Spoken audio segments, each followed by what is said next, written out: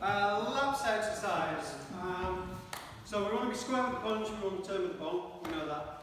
It's a really good thing, just to I'm going to give you a couple of tips really with this. And the main thing that I'm going to start with, or the thing I want to start with, is this turn. Because let's say we start a class and we do, I don't know, 100 turning punches, or tan punch, or bongs, or whatever we do.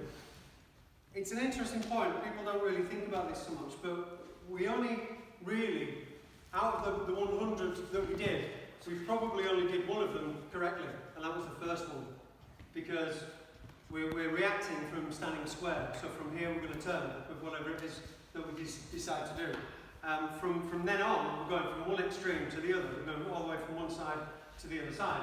And so when we do a lap sau exercise, this is why I say that you might be turned with a bong, that's great. You square it with the lap of the punch and one foot ends up going off to the other side. And then you go back with the bong and this is fine, this looks okay. You square up, one foot's gone off. And it's because we've got used to doing the same amount of turn on both sides. Now what we're going to find really is that when we turn, the back foot might only need to move a little bit. And the front foot, we're going to allow that to go wherever it wants. When we square up, we need to kind of use that same kind of principle. So it's a good thing to practice just on its own is from square, turn, and then back to square. Turn and back to square. This is a really good thing to practice. If it feels a little bit odd, to start with, lift the feet and drop the toes down. Turn, lift the toes I should say, drop them down. Turn, back to square. Just getting used to this feel every time. And then when you get used to that, and instead of going from extreme to extreme and back to square, then this is going to be really good footwork and foundation for your lap sau exercise. Looking at the lap sau there, can I use you for this? Thanks. Normally when a punch comes in, and we use Bong Lap Sau with this, as soon as we get the contact, we're away from it, and then we're off. We're laughing gravy. How this is working, the punches come in, I've thrown Bong forwards, as soon as it gets a contact it collapses, and as I'm turning, I'm going to take it from the front hand to the back hand, and out again. So this is kind of what's happening with the punch. Here, it just goes straight out, it's one flow.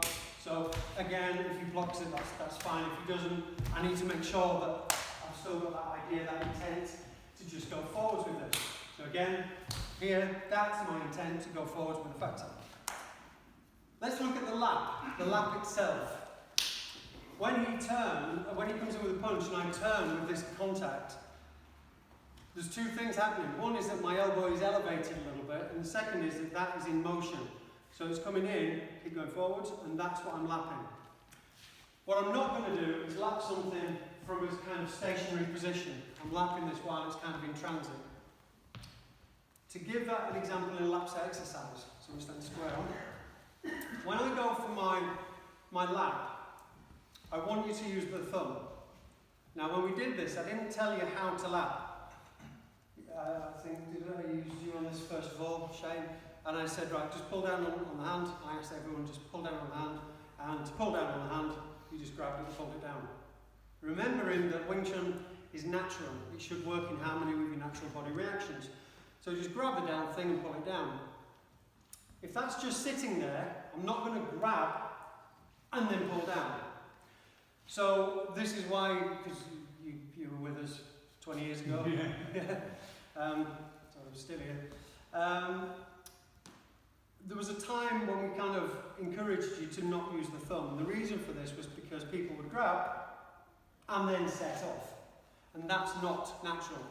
So lifting the elbow is exposing my ribs. It's losing that rib protection, it's losing that triangular structure. So this is what we don't want to do. I want to keep the elbow tucked in. So in order to do that, if I want to use this as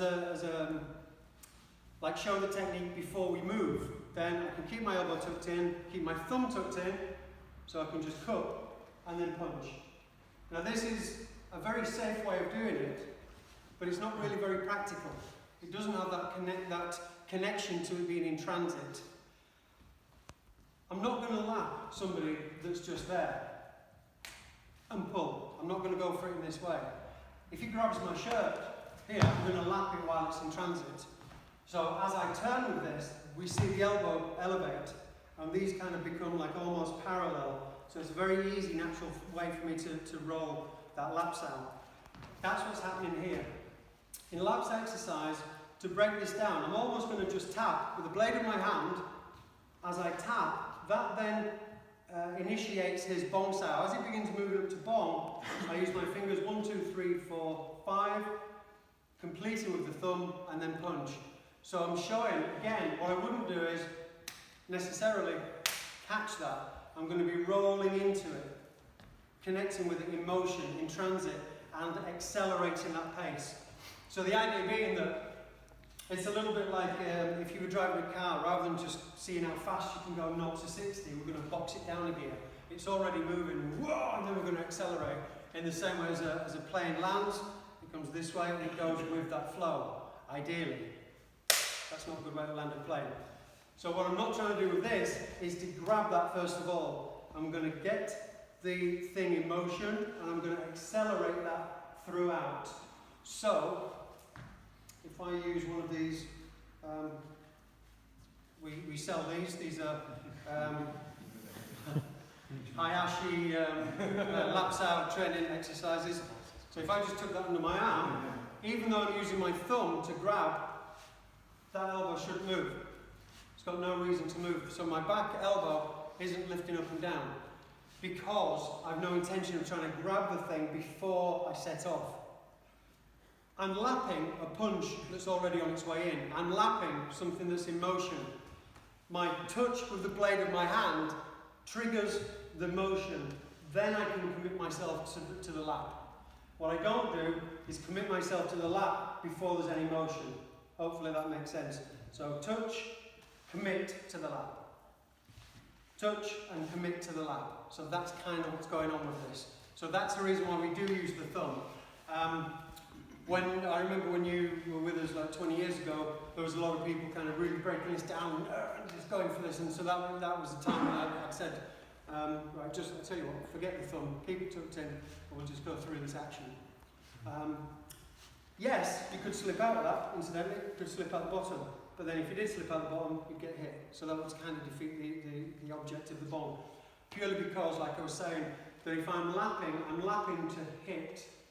So if I lapped and I didn't use my thumb and you dropped the Bong, then the Bong never played a part anyway. And as soon as it played a part, as like with energy, as soon as we use it, lose it. So if it dropped away or the backhand was used in any way, it wouldn't matter, we could still continue from there. So the purpose of a drill is that we take one small aspect of an overall technique or a principle and we go through this repeating the process. So for personal training, personal training from here, turn, square, get really comfortable, maybe just going to the same side every time, same side. I'll come back to the turning stance a little bit later as well, I'll give you a point on that. But for now, this is the reason why I want you to grab with the thumb, but don't grab with the thumb before you set off. Hit with the blade, as it begins to lift, then we commit to that punch and that lap. Thanks for listening, everybody. Great, okay. Thank you very much. I'm going to split you up now, so if we can have regulars over there and beginner course over here.